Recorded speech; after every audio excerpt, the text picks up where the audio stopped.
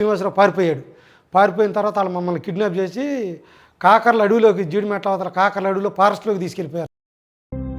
మనం కష్టపడితే రూపాయి వస్తుంది, కానీ అదే రూపాయిని ఎర్రగా వేస్తే కోట్లు వస్తాయని చెప్పేవాడు ఒకడుంటాడు. చూసారా, వాడు మనిషి రూపంలో ఉన్న మానవ మృగం. ఆశ మనకి ఆయుధం కావాలి, కానీ అదే ఆశ ఎదుటివారికి పెట్టుబడిగా మారకూడదు. అమాయకత్వం నేరం కాదు, కానీ నమ్మకమే పెట్టుబడిగా మారిన చోట మోసగాడిదే రాజ్యం. నూజివీడులో జరిగింది కేవలం ఒక ఆర్థిక నేరం కాదు, నమ్మకాన్ని నరికేసిన ఒక మారణకాండ. నూజివీడు ఒక ప్రశాంతమైన నగరం, కానీ అక్కడ కొందరు కేటుగాళ్లు పన్నిన పద్మయుగంలో 25 కుటుంబాలు చిక్కుకున్నాయి. దాచేపల్లి శ్రీనివాసరావు మరో ఇద్దరు కలిసి ఒక విషపూరితమైన ప్లాన్ వేశారు. వీరికి తోడైంది పాస్టర్ రేపాని ప్రసన్న కుమార్. నమ్మకం ఉన్న చోట అనుమానం రాదు కదా. ఆ పాస్టర్ మాటలను వేదవక్కుగా నమ్మారు భక్తులు.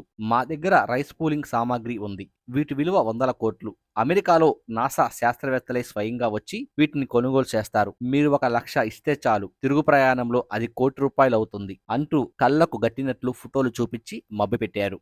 పాపం ఆరేపల్లి రవి, తమ్మిచెట్టి శ్రీనివాసరావు, పిల్లి మోహన్ రావు వంటి మధ్యతరగతి మనుషులు ఆ మాటలకు బలైపోయారు. 1 కోటి వస్తే తమ కష్టాలు తీరిపోతాయని భావించి తాము తలదాచుకునే ఇళ్ల పత్రాలను కూడా తాకట్టు పెట్టి మరి సుమారు 2,05,00,000 వరకు నిందితుల చేతిలో పోశారు. నెలల గడిచాయి. కోట్లు రావడం దేవుడెడుగు, కనీసం ఇచ్చిన 1,00,000 కూడా వెనక్కి కూడా రాలేదు. బాధితులు వెళ్లి నిందితుడిని నిలదీశారు. అప్పటి వరకు వినయంగా ఉన్న మృగాలు ఒక్కసారిగా బుసలు కొట్టాయి. డబ్బు అడిగితే చంపేస్తాం అంటూ బాధితులను భయభ్రాంతులకు గురి చేశారు. డబ్బు పోయి, ఇల్లు పోయి, ప్రాణభయం పెడుతుంటే ఆ మానసిక ఒత్తిడి భరించడం ఎవరితరం? ఈ ఆర్థిక మోసాల వల్ల 2 బాధితులు తీవ్ర మనస్తాపంతో మరణించారు. కుటుంబాలు రోడ్డును పడ్డాయి. పరిచయస్తులు ద్వారానే నెట్వర్క్ నడిపి అందరినీ సులువుగా ముంచేసిన ఈ ఘరానా మోసం ఇప్పుడు నూజివీడులో కలకలం రేపుతుంది. ప్రస్తుతం ప్రధాన నిందితుడు అమెరికా పారిపోయేందుకు ప్లాన్ చేస్తున్నాడు.